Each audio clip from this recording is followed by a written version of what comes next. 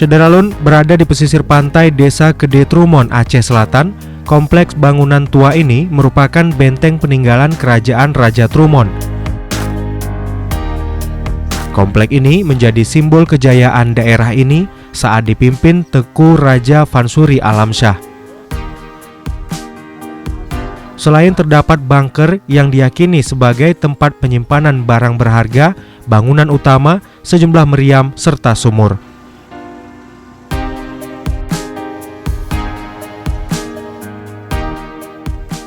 Ya mungkin lebih gimana ya, lebih dibuat menarik gitu kan, karena mungkin kurangnya perhatian dari masyarakat, baik dinas pariwisata atau sebagainya, itu masih tidak ada gitu, jadi terabaikan begini gitu. Padahal kan ini sangat penting jika dibandingkan dengan sejarah-sejarah yang lain gitu.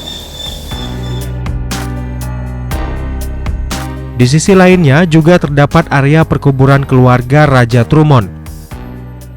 Menurut sejarah, Kerajaan Trumon merupakan bagian dari Kehulu Balangan Kesultanan Aceh yang berada di bawah perintah Tengku Raja Vansuri Alamsyah. Di masanya, Tengku Raja Vansuri Alamsyah juga dikenal dengan sebutan Tengku Raja Batak yang merupakan raja ketiga saat menggantikan ayahnya Tengku Raja Bujang.